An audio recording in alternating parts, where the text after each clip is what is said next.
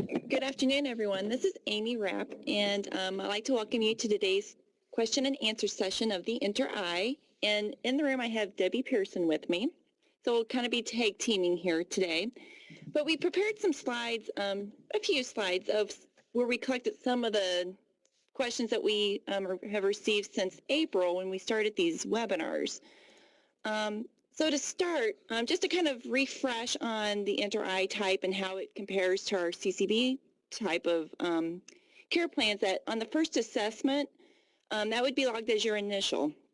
And the routine would be your annual. The return assessment would be equivalent to the reentry. And the significant change to an update and discharge, again, to be in line with our termination procedures.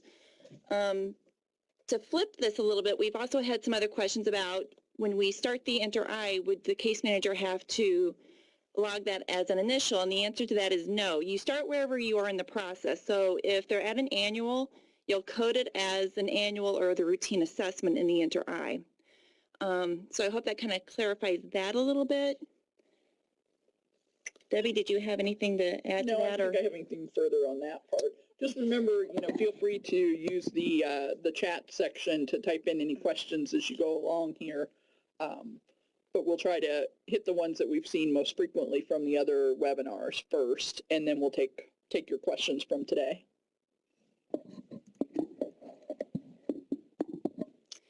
Okay, to go on with some of the other questions that we had received, during the presentations we used language like the long form, short form. So the long form is going to be equivalent to the full interRAI. All 20 sections need to be completed. And as you can see on the slide, we identified that as the initial, annual, and reentries.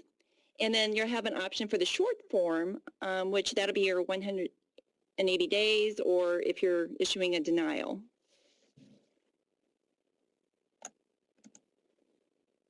And I'm going to let Debbie talk about the choice. Okay, so we had a few questions about how interRAI will work with choice, and there's really no changes there. There's no changes to choice eligibility, just like there's no changes to what defines nursing facility level of care. So remember that when you do the interRAI in the little web application, the results of that are going to populate your e-screen. And so all the same eligibility rules that stem from the e-screen today are going to work just like they do today once the interRAI populates the e-screen, and those check marks, if you have 2 check marks on Section 2A, they're going to show up as eligible for choice. So you shouldn't have any issues there. All the same business rules and eligibility triggers will act as they do now. So one piece that we got some questions on, and that we have really just in the last few days kind of finalized exactly how this piece of it will work. But one of the tabs on the e-screen now is the Form 11. And so that's a piece that's not well captured in the interRAI, but is certainly significant for our nursing facility level of care determination, in that we need to address whether there are mental health or intellectual disability issues that are contributing to the impairments and needs that are marked on the interRAI. So we, not too long ago, had added that checkbox to 2A of the e-screen, where you make that little mark saying that there are impairments here that are caused by mental health or ID issues. So we needed a way to populate that checkbox, and what we've decided to do is essentially use the Form 11 for that, with a couple of changes. First of all, we've made the launch of that Form 11 will happen from your level of care review screens, specifically I think on the medical information screen, the same one with the diagnosis codes on it. There'll be a new button there, and we've changed the name from Form 11 to indicators of ID, DD, or mental health conditions. Form 11 was kind of a generic old name, and this one really gets to why we're filling out the form. Of course, on the Pass-R side of the house, Form 11 is our level 1, and we're using a very different level 1 in Pass-R world. So Long term, we really want to look at integrating these kinds of questions into the interRAI more fully. But for now, this is a good fix. So we left the 7 questions that are there. We added a new question number 8 that gets to that checkbox on 2A now.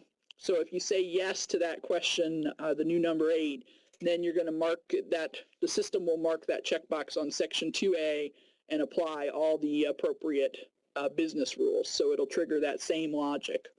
The other thing we've put in place then is if you say yes to one of those 7 other questions, the existing level 1, if you respond positively to any of those and you say no on number 8, then there's going to be a comment field that comes up, and we're going to need a little more explanation from you. It's not that that's wrong. I mean, they may have a mental health condition that is an appropriate yes on 1 through 7, but number 8 is really a no because it doesn't contribute to the impairments that they're evidencing on the assessment. So it's okay to have that happen, but when it does, you have to fill out a comment field and explain exactly what the medical condition is that causes the impairments and why it's not related to their ID or mental health condition. Okay. Because Jennifer had a question about choice. Okay, now I can do that one. About section 2B. Oh, 2B on mental health. That's a very good question. We don't have a whole lot of people that qualify for choice with one of those checks, but we do have some. Make me a note of that there.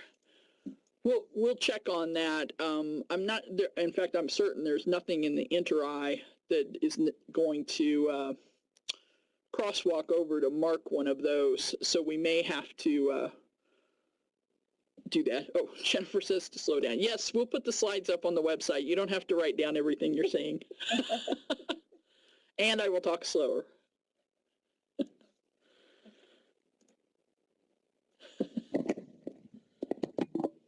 Okay, to move along, we also received some questions, and I only picked this one and about the transportation. About the question was about how do we capture someone as escorting for shopping, and we had quite a other, like I said, similar questions related to this.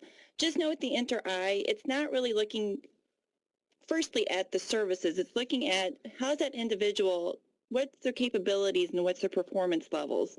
So it's more of how can they travel? Can they do it by public transportation?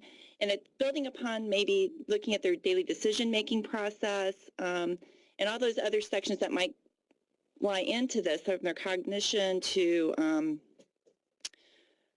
even, because in this section G, that's going to be equivalent to what we consider for their ADLs. So it's how are they able to perform and what is their capacity?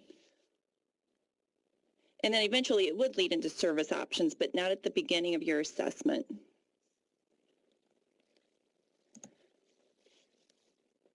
Then we had a question about the acute flare-up in relation to the significant deterioration check for level of care. And don't forget, level of care is going to stay level of care. We're not changing the definition. So that definition is going to stay in play. It's just that now we're more accurately recording what that's going to look like for level of care. So it's still going to look at that onset or a flare-up that is probably kind of new for them. So it could be like if someone had a stroke or if they just got diagnosed with cancer. Even in the interRAI, it gives some examples of if a person just got diagnosed with a UTI, because there could be some altered status to their cognition. So it's looking at those acute episodes. But again, the whole intention of that check is that, you know, is to capture that something new happened to this individual, but it might lead into another impairment on their ADLs, or maybe they might improve to where they may no longer meet level of care. So that will not change. Now I'm going to turn this over to Debbie for logistics. So there's one question I've seen pop up, and I'm not sure how quickly I can address it without kind of going back to the beginning, but the question is, are we still completing the e-screen? And when you talk about section 2A, 2B, how does that connect with interRAI? You're not completing the e-screen anymore. interRAI is completing the e-screen. That's your assessment tool. And so once you've completed it, and then when you go to the e-screen tab in Insight, There's going to be a button to populate that e-screen from the interRAI. So you won't have any edit ability on the e-screen at all. It will populate from the responses that you put into the interRAI.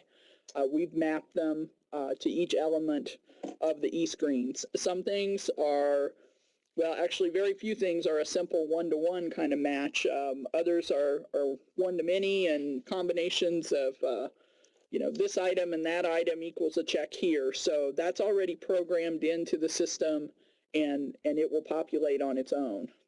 So let's talk a little bit about how this is going to work, nuts and bolts, and you'll be seeing a patch come out in the next day or two for Insight, and it will of course have all the documentation that you normally get with a rowing patch that will walk through how you do all of this. But your first step, as with most new features in Insight, is to set up security.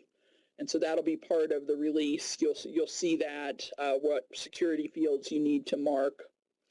When it comes to the actual web application that you're using, you can launch that from Insight and go straight to it. You won't have to log in. It'll work from your Insight login. You will have to register your email address the first time you use it, but then it won't ask for anything else. If for some reason you would go straight to the site, not through Insight, it does require a logon that would match your Insight logon.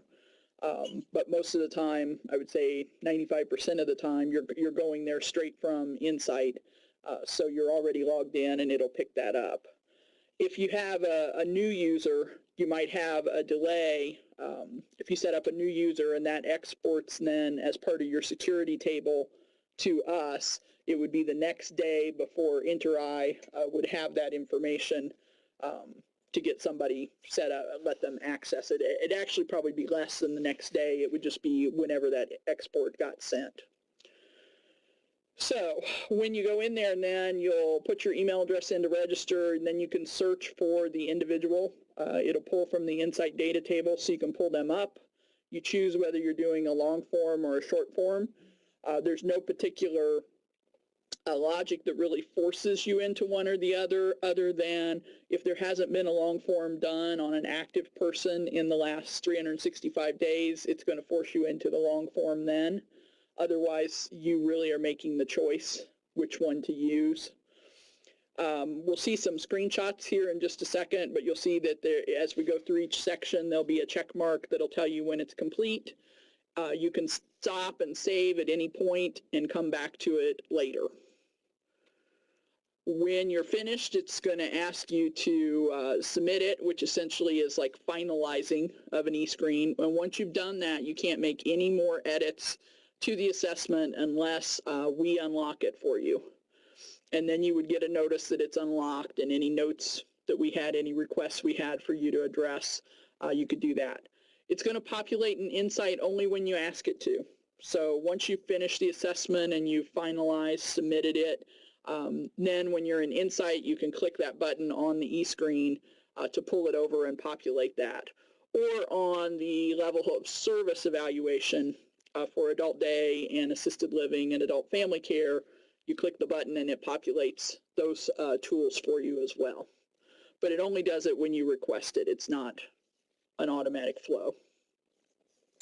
Yeah, I think I already said if we make a request, you'll get a link so that you can go in and make any required changes. So I think we have next a couple screenshots of what it looks like. Oh, first, I said rowing's usual detailed documentation will come. They're also preparing some instructional videos that will be posted to our case management training page in the next couple of days. They're pretty large video files, so we may have to do a little breaking up of them into pieces that will work well online. So this is a web application that launches from Insight, and so later it will launch from CAMS. So the look and feel of this piece of the interRAI assessment is going to stay the same even as we move into CAMS. And for those of you that might be involved in doing PASS-R assessments with the interRAI 2, you know, it's implemented in Ascend. It's going to look slightly different from how you see it in this web application, but you'll find that the layout is generally the same. And this is what it looks like. So you see down the right-hand side are all the sections of the interRAI. This is the short form, so not all of the alphabet is represented there. But you can click through each section and enter the information on the right. The bar at the top stays to tell you which client you're working on as you go through there. We're not going to spend a lot of time on each of these screenshots because the documentation will address these much better. We couldn't get a demo together quickly enough for this morning, but this shows you, all of your choices. Your questions go down the left. You make your selection over on the right, usually from drop-down list of the appropriate responses. In section G, where you're measuring both performance and capacity, you can mark, there's 2 columns to mark those. In terms of what flows over to the e-screen, we're looking at capacity.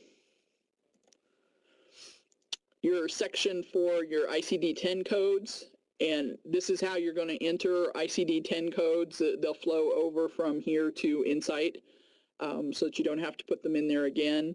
But it really will work similar. You're going to add each diagnosis one at a time. You can print this section if you want, or you can submit when this question is done. So there's kind of what the list looks like when you've added a few items. Yes. Yeah, their layout. So we had some questions about how this will interface with remote systems, whether things have to be completed on the network. No, everything will work fine from the remote system. Your remote users can get on the web application, do their interRAI, and then go back in Insight and pull it into their e-screen. And when they do, all of that exports appropriately to the parent system. So there's no issues with remote systems or how your networks are set up with this. So there was a question about level of service updates. Do we use the short form? And no, if you need to update level of service, there's more items that are needed for that than what's on the short form. So you're going to have to do a long form to update a change in that. How will you know what level they're scored as? Once the interRAI populates it over to Insight and to the level of service tool, it'll display the score just like it does today.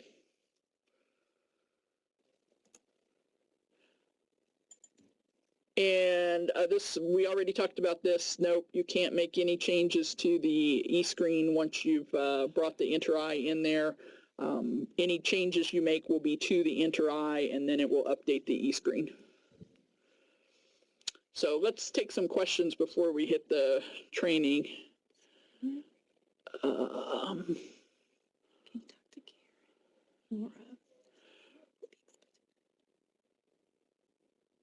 Okay. You'll have narrative fields in the interRAI that will pull into the e-screen narrative fields just as they do today. So it's the same 2 fields, the preliminary care plan comments and the general comment section will pull in. As far as, we've talked a lot about one of the benefits of the interRAI being that it reduces some of that narrative that you need to supply because there's more detail in there about exactly what they're able to do and not able to do, the individuals or clients, consumers. Amy and team are working on some guidelines for the narrative, and they'll have those to you shortly, but that will evolve a little bit. The team's going to be learning how to look at these too and exactly where we can save on narrative that we need from you and how much they can learn from the interRAI itself without that additional explanation. So they've been, working for months now to learn every detail and every aspect of the interRAI and what information they'll be able to pick from that they won't need narrative on. So that'll evolve and you'll get continual feedback on that. I don't know what else you want to say about that, Amy, in terms of plans. We should probably have something out to everyone in the next few weeks. So just bear with us and we'll get that to you. In terms of help boxes with the tool, there won't be to start with. but we do plan on working to add some help features that will basically pull in text from the interRAI manual to help clarify a few items, but it'll be a little while before we can get that up and running. So we'll be working on that. We'll also be, I don't think this is on the list of training things, but in the next couple of weeks, we'll be working to get manuals out to the field. That's part of the licensing arrangements around the interRAI are kind of complex and have been cumbersome to get in place, but part of our requirements is that we purchase a certain number of manuals, electronic and print manuals, and so we'll be getting those arrangements all made. We were delayed with the end of the fiscal year, as I'm sure you can all sympathize with, but once we get past July 1st, we'll work on getting those out to you, and we will add some help text. Long form or short form for caregivers with family caregiver services. It's the long form. It's an assessment that you need to do before you're going to service plan any services. Now, if you're doing other kinds of family caregiver services where the consumer isn't really identified, or they don't have care planned services, so it's like your access assistance and your information services, that's different. But care plan services need the long form. Does the interRAI have to be finalized to complete the CCBE? Yeah, it does, because it's going to create your e-screen.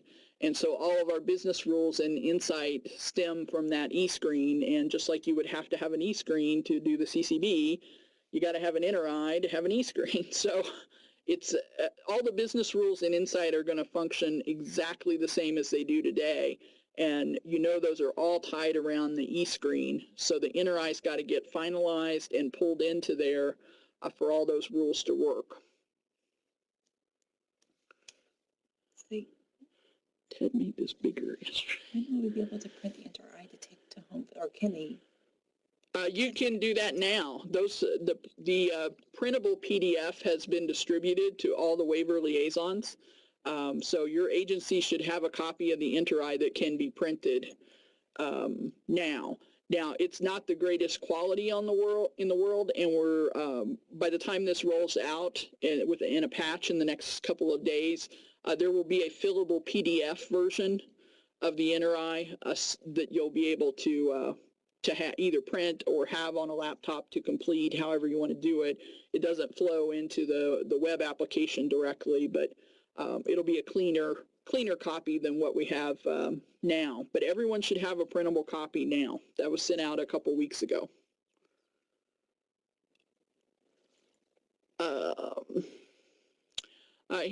This isn't really an interRAI question. This is a pass question.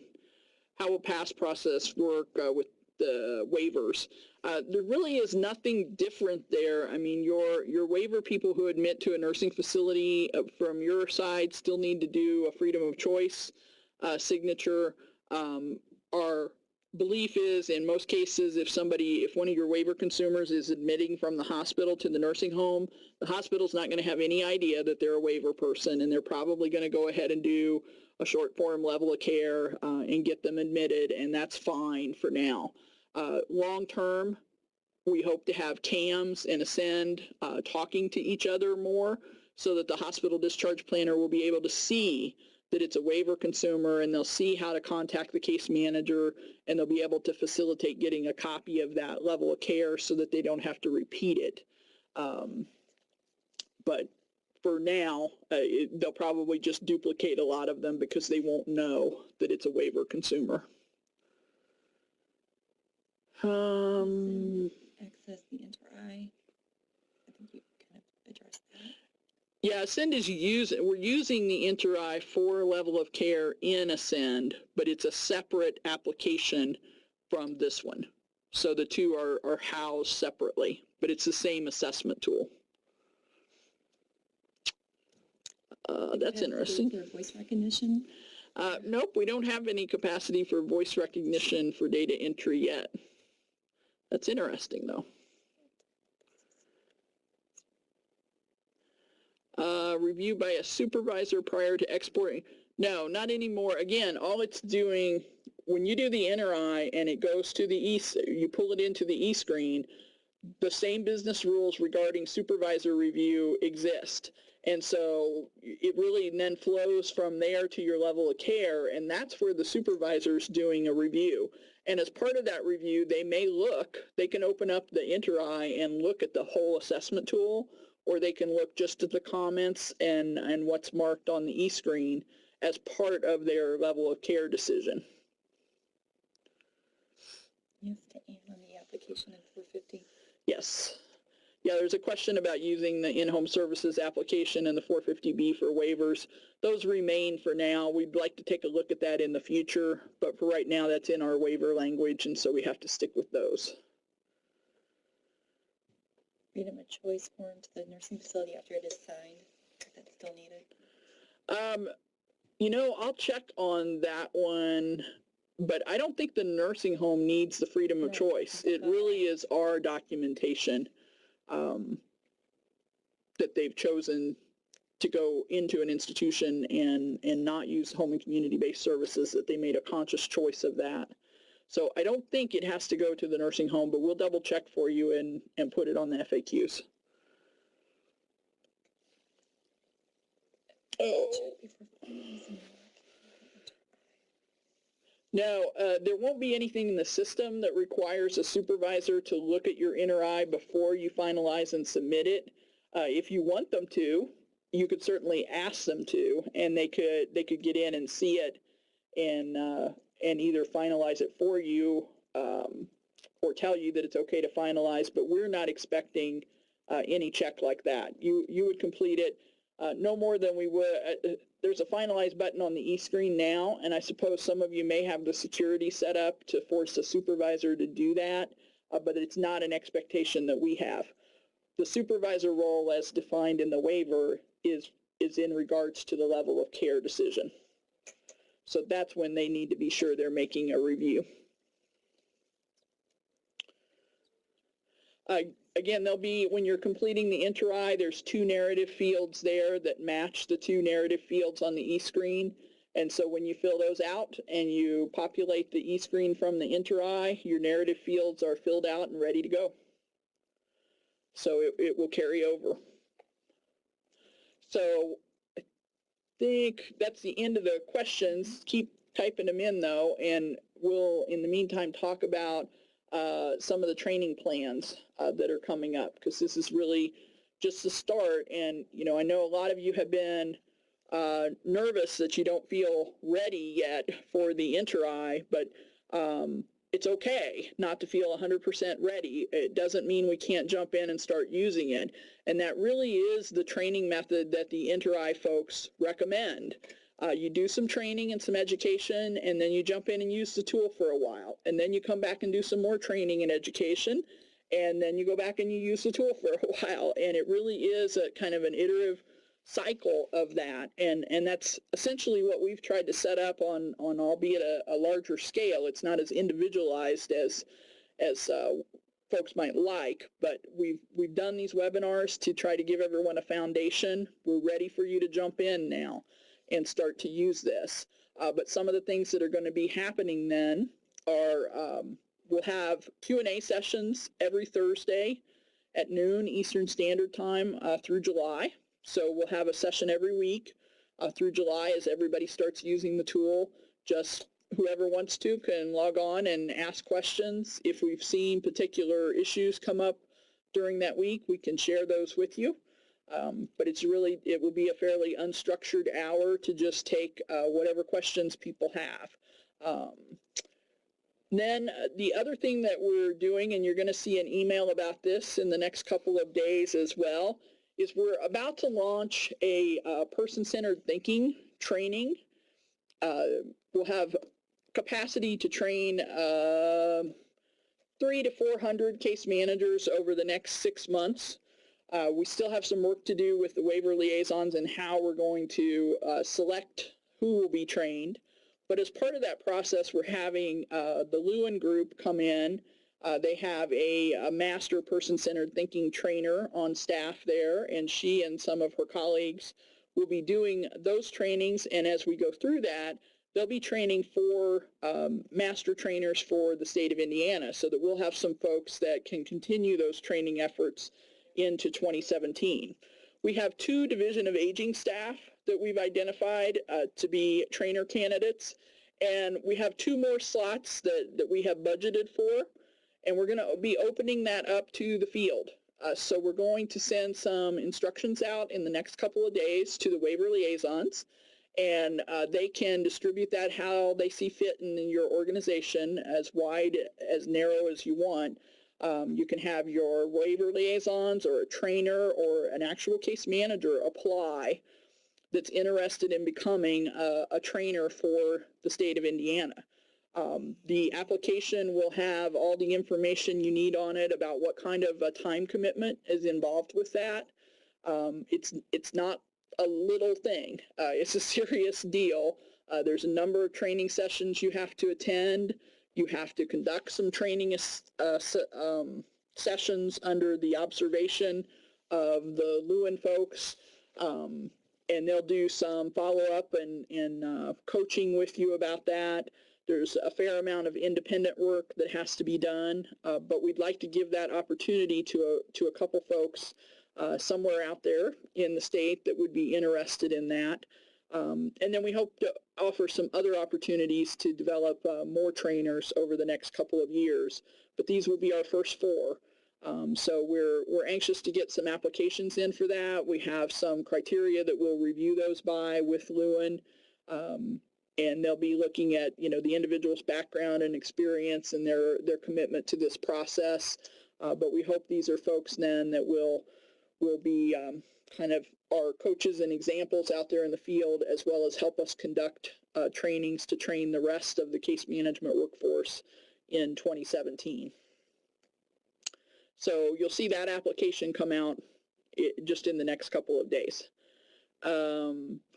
The online interRAI training and certification will be available end of July, early August. I think our date to get it from the company that's putting it together is like the 25th of July, so it just depends on how quickly we do some testing and looking on our own before we get it out to all of you. So that will be a good, again, you'll have been out there a month using the assessment tool, and so this is a time to come back together. This is a very good training program, and it gives you a chance to do a little test and certification process too, but the training materials themselves are very good on this system. So that should be great reinforcement, and you'll have had some experience doing some of the assessments by then.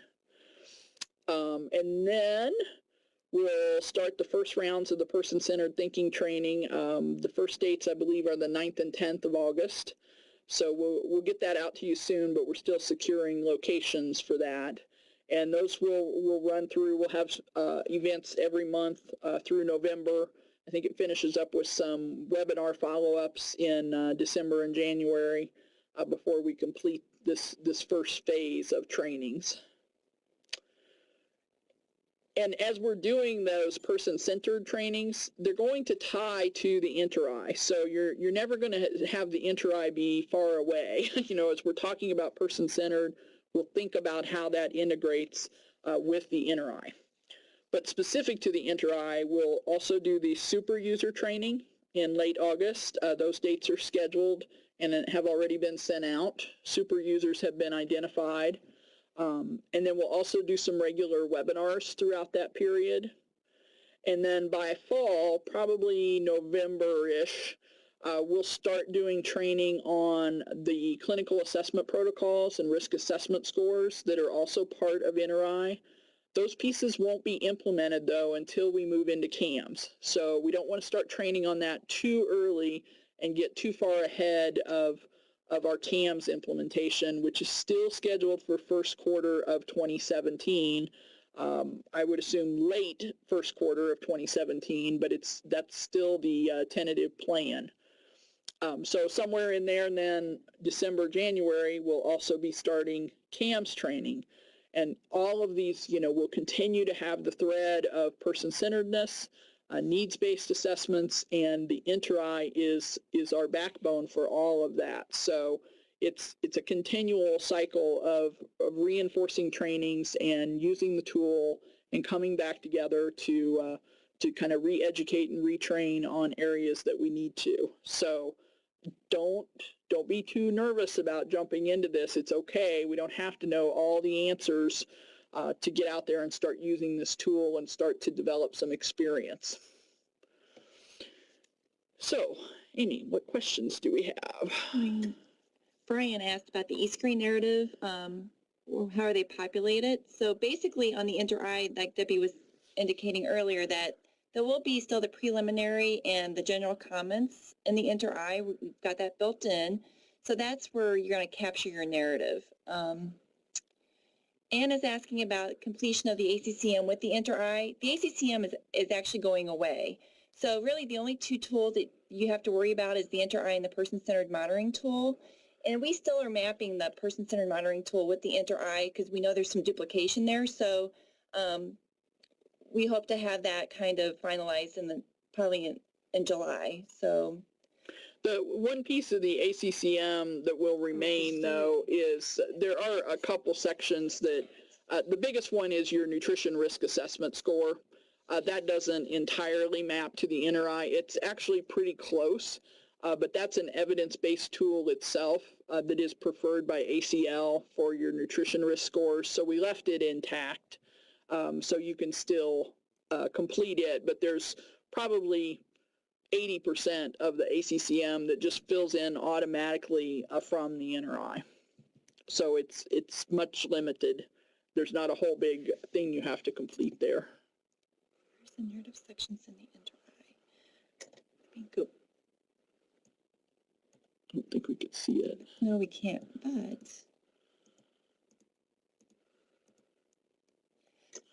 so to answer Kim's question about where is the narrative sections going to be housed, so if you can see on the left-hand side of the screen, I mean, we can't see it here in this demonstration, but you'll see like a comment section that'll be listed in your selection here, so it will be accessible. And as far as, is it a general review? It's the same two comment fields that you have right now in the e-screen with the general client comments and the preliminary care plan comments.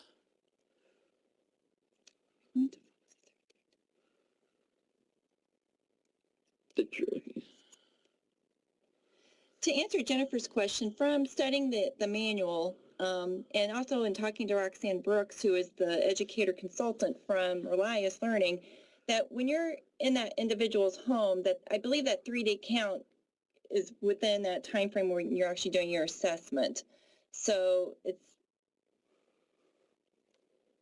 going to look at the prior, within the last 3 days of when you're actually doing your assessment. Are all the dates of the training is going to be posted somewhere? Yep. Yeah, the training stuff will be posted. You already have the super user training dates, right? Those have already gone out. And when we send the application out for the person-centered trainings, all of those dates will be included with the application so that those that are applying understand that if you apply and are accepted, and again, there's only 2 positions here, but if you're accepted for one of those 2 opportunities, you're committing to attending all of the events that you need to attend. So the whole calendar and all those dates will be provided with the application.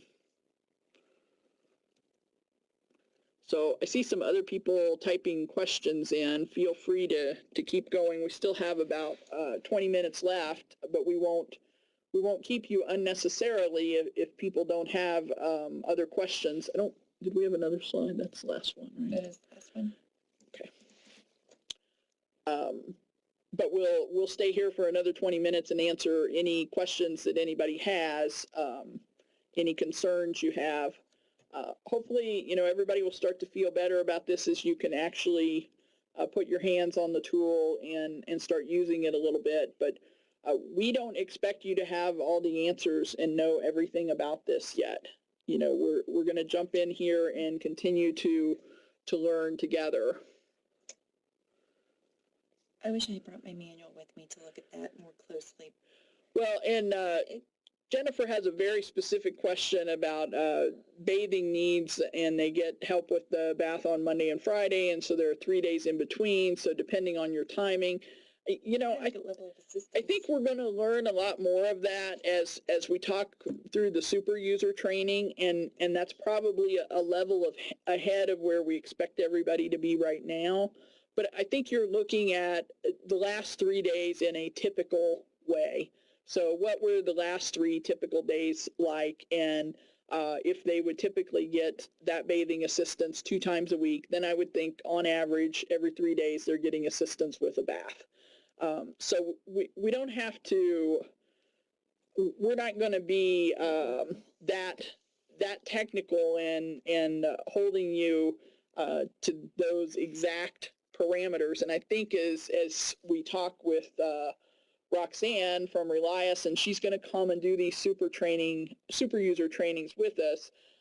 As a very experienced interRAI user, she's going to share those areas where you want to follow the manual in spirit more than in technical requirements. And you know, we've talked about the section about ambulation, where you know you got to whip your tape measure and your stopwatch out and run races with them in their home, and that's not really what's expected. It's not expected by us, and it's really not expected by the interRAI folks. But it's the spirit of it is that you actually observe their ability to ambulate, and that we do expect. So I think all of those things will start to become more clear as we move along. But it's a good question, Jennifer, and it's something that we need to get better at qualifying as we move along.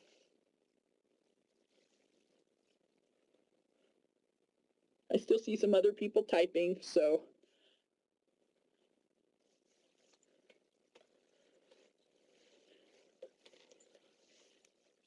Yeah, that's probably safe. Anne's commenting that people should just kind of keep doing narratives the way they have been doing. I think probably the specific areas you're going to see Amy and team address with guidelines is, you know, when they've had to ask for, when you have that dressing check, let's use that as an example on the e-screen, very often you'll get requests for more information about exactly, because that's pretty broad, they need help with dressing. Well, is it lower extremities, upper extremities, you know, what is it, they have trouble with buttons and snaps? We ask for more detail and information on exactly what their needs are, and that kind of detail is already in the interRAI. So you're going to have already answered those questions. So I think those are the things that you're going to see us start to say, we still need all that information, but if you've recorded it in the interRAI, we're not going to ask you to type it again in a narrative. So that will evolve. Remember, Amy's team is going to be learning and using this too, and so it's going to take them a while to figure out all the information that's at their disposal in the interRAI, and we're not changing the information that they need to make a decision. We're just changing where they look for it. So if they're able to look for it and find it in the assessment tool, they're not going to look for it in the narrative.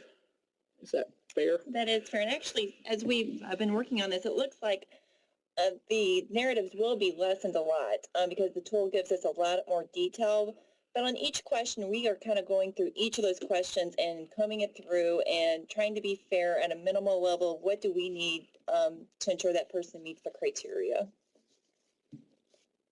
Is there a delete button? You know, I don't think there's 2 questions about deleting. Can we delete certain sections? And I assume you mean your responses in certain sections, like clear and start over again, because you certainly can't remove sections that we've included. I don't remember exactly what we did with delete, so we'll double check on that and make sure that it's in the rowing documentation that you're going to get with the patch that's going to come out. And I think you all got another, not really a patch, but information from rowing a couple weeks ago about some files you needed to be sure were installed on your workstations for the web application to work appropriately with Insight. So please be sure your IT folks have taken care of that step before you do the next patch. Okay, we still have about 15 minutes left. We'll stick around for a few minutes to see, oh, here's somebody typing. As long as somebody's typing, we'll stick around to the bitter end and answer questions. But if anyone needs to drop off, feel free to do so. We thank you for joining us, and again, we'll be, so next Thursday, the 7th, will be our first Q&A session after this is launched. So that'll be at noon on Thursday the 7th, noon Eastern time. And we'll be back here on this same channel, ready to take questions. Okay, do we actually put minutes on the service provided? To answer Kim's question, I know that Roxanne spent a lot of time on this when she co-facilitated, and yes, because she did mention that's got to be an actual reflection of those services, and that can also help then lead into your service planning.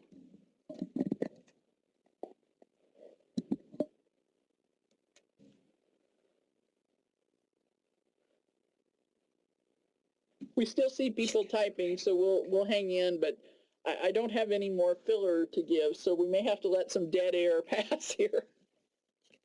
I hate dead air.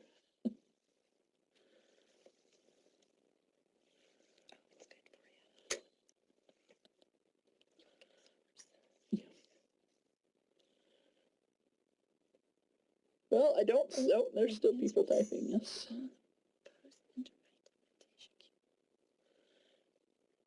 Yes, Q&A.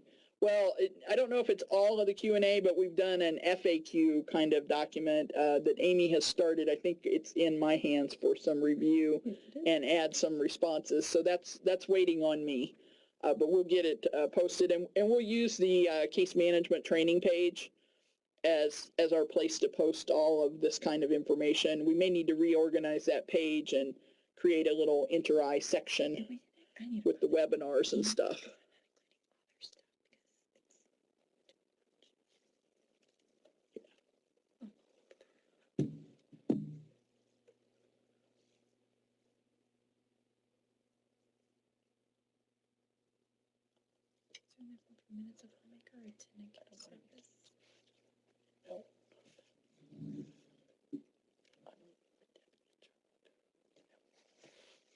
I'm going to try to respond to that. Kim, I'm not sure if I really understand your question about having enough room for minutes for the homemaker. Don't forget, on the attendant care, we got to ask interRAI to add that service because it's not currently in the interRAI in that section. But can you clarify a little bit more about your question? There are only 2 boxes allowed. Okay, I don't have the manual of the tool in front of me, so let me go back to my desk after this and take a look at that, and I'll make sure that gets included on the fact sheet. I can't remember that's captured. So you're saying it can only be like 2 digits? So if it was more minutes than that? Possibly. I'd have to go back and look to see how that, that is captured. Ah.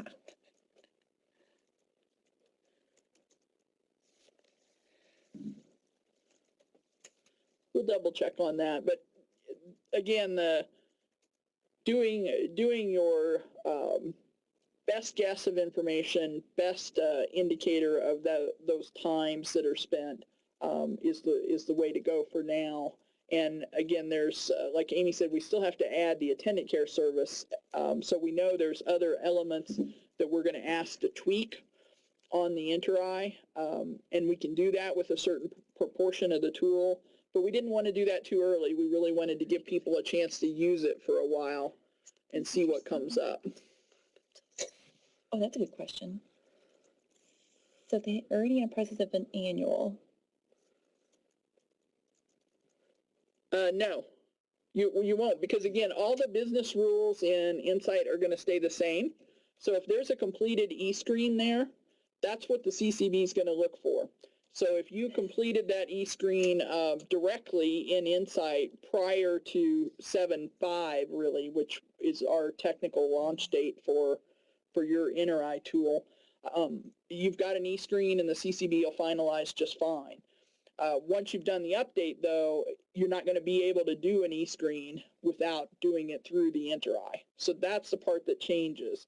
And that's really kind of the beauty of the way we're doing this. We didn't have to change a lot of business rules in Insight.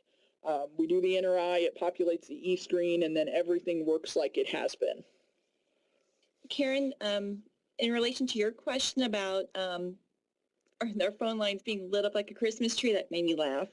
But you're right, because we do expect that if you all have questions, I mean, feel free to reach out to us. Any of the waiver team members are going to be accessible to you. Contacting the DA waiver email queue would be your probably first course of action because all the team members, including myself, we rotate that.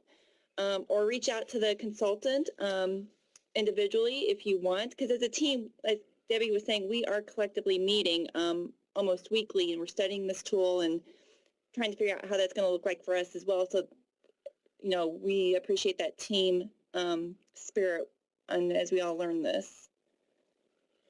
Skip a section on the tool and try to finalize. Yep. Prompt you. It won't let you finalize. I forget if one of these done. screenshots had the check mark on it. Well, it doesn't. So you'll see as you complete each of these sections, A, C, D down the side here. I don't think you can see my mouse or me pointing, but it'll get a little check mark right beside there when it's completed. And so you'll be able to see the ones that don't have a check mark, and that's where you still have items you have to complete before it can finalize. To respond to Area 14 about schedules being required for attendant care and homemaker, hopefully we are not sending those out on all cases, because we shouldn't be. The only thing I can think of when we should be asking for a schedule is if there's multiple kind of funding streams going in, like Medicaid PA or Medicare, hospice, just kind of giving us a typical breakdown of those schedules with activities. But it just really goes case by case, and whatever the documentation has led us to send that RFI out. And to piggyback on that, if you get an RFI on something like that and you're questioning why we sent it, then I would encourage you to reach out to that consultant and talk it through. Because there could have just been a misunderstanding in how it was documented, or maybe we missed something in the interpretation. But communication goes a long way with us, so reach out to us because we want to help.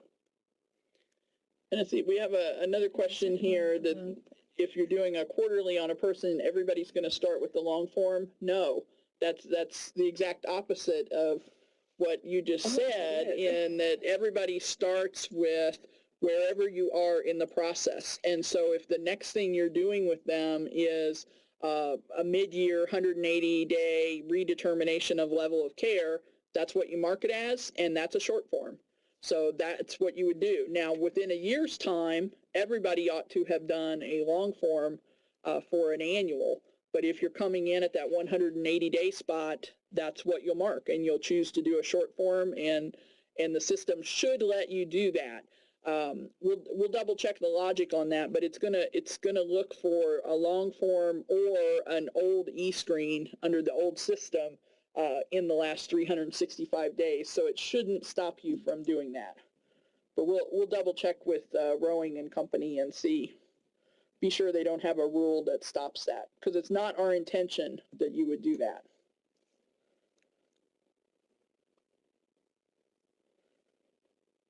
Still got a couple people typing. We've got about 6 or 7 minutes to go.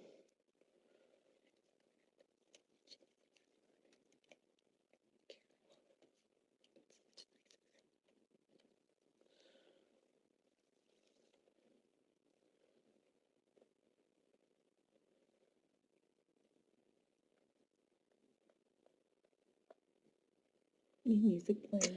Yes, we do need some background music, or I need to work on some of my routines or something. In the short form. There we go.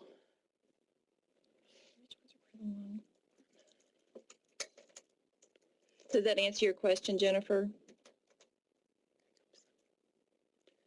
And I think we've had some internal debate at times on the need for the long form on reentries, but we've always kind of historically treated those as initials, and so we stuck with that for now.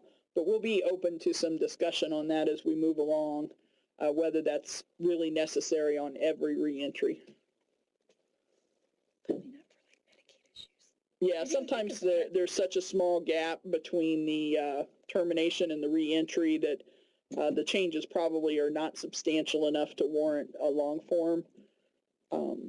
So that'll be one that's open for some discussion.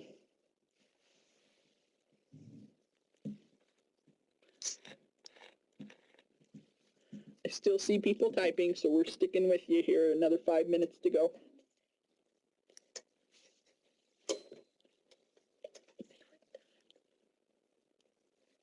I think either is short or not, probably both. But the question is about using the short or long form on initial referrals. Well, again, follow the list that's here. So if that's part of making an initial level of care determination for care planning purposes, or you need the eligibility determination for care planning purposes, it's going to be a long form. If in the course of your conversation with them, it's pretty clear that it's going to be a denial, and I would expect that you're not going to rely on the results of the interRAI to be your first indicator of whether or not people have level of care. Level of care isn't changing, and those of you that are fairly experienced know level of care when you see it. You'll have some sense of that. And so if you have an individual who appears not to qualify, doesn't want to withdraw, you need to issue a denial so that they get their appeal rights. You can do that with a short form. So that gives you kind of an out if you just need those appeal rights to save you from doing the whole assessment. But if you think you're headed towards an actual service plan, by the time you're doing the service plan, you would want a long form done. But remember the whole, around the choice pilot and this whole idea of, doing as much or as little assessment as you need to figure out the individual's needs and in a person-centered way address those, potentially with community resources or their resources, maybe through an action plan. If you don't end up at an actual service plan authorizing publicly funded services in some way, then you'll never need a full interRAI to be done. You can do as much or as little of it as you want. I shouldn't say as you want, but as the client's circumstances require.